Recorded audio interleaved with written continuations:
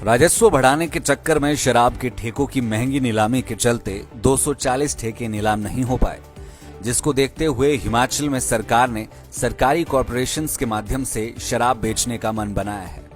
प्रदेश सरकार ने लगातार अपने तीसरे कार्यकाल में शराब के ठेकों की नीलामी का निर्णय लिया है। इस बार शराब से 2,850 करोड़ का राजस्व प्राप्त करने का टारगेट रखा गया है, लेकिन 2 बार नीलामी प्रक्रिया पूरी करने के बावजूद भी प्रदेश में करीब 240 शराब के ठेकों की नीलामी नहीं हो पाई। अब सरकारी एजेंसियां हिमफेड, एचपीएमसी, वन निगम, सिविल सप्लाई कॉरपोरेशन और नगर निगम शराब के बचे हुए ठेकों को चलाएंगे। ये जानकारी उद्योग मंत्री हर्षवर्धन चौहान ने शिमला में मीडिया से रूबरू होते हुए दी।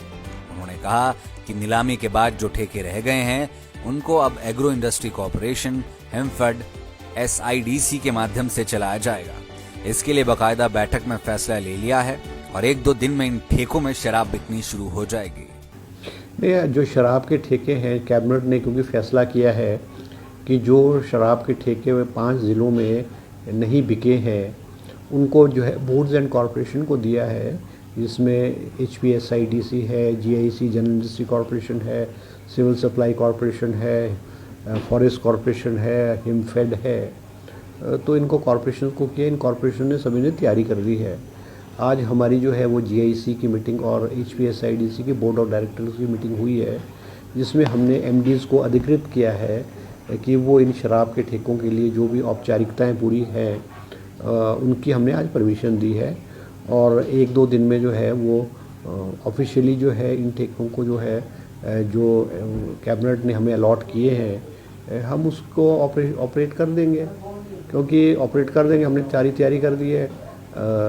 जो फाइनेंशियल पावर्स देने की बात थी या रेंटों पे दुकानें जो वेंड्स हैं उनको लेने की बात है और किस तरह से मैनेजमेंट होगा, एम्प्लॉइज़ जो है कर्मचारी फ़िलहाल हम जो है वो आउटसोर्स बेसिस पे रखेंगे। तो सारी औपचारिकता विस्तृत रूप से चर्चा हुई है और उसमें मेरे ख्याल 1-2 दिन में जो है वो खोल दिए जाएंगे। कितने ऐसे ठेके हैं सर इनके नीलामी नहीं हो पाई? क्योंकि देखो हमें जो है जीआईसी को जो है जनरल इंडस्ट्री कॉरपोरेशन को कुल्लू जिला दिया गया है और राउंड अबाउट 42 वेंड्स हैं ऐसे और 42 हैं और लगभग 42 करोड़ रुपए के हैं ये ठेके हैं।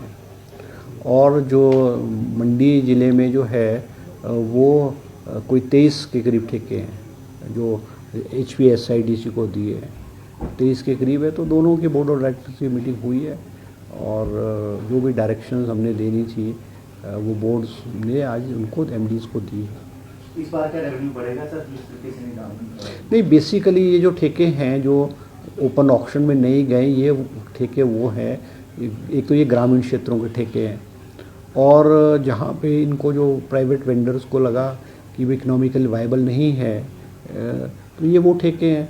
अब सरकार ने दोबारा कई बार ऑक्शन करके कोशिश की थी कि भी ये जो ठेके हैं ये जो बेस प्राइस है लगभग उस बेस प्राइस पे बिक जाएं, मगर इसकी बोली जो है वो बहुत लो लेवल पे, कोई 20% बिलो, कोई 30% बिलो या कोई 15% बिलो पे ले रहे थे।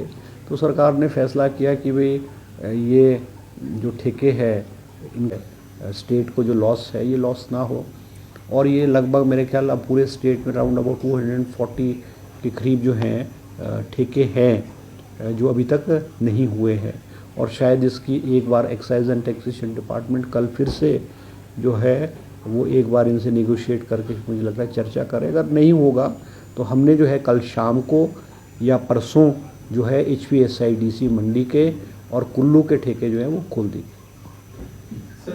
लाइव टाइम्स टीवी के लिए शिमला से सोनी की रिपोर्ट।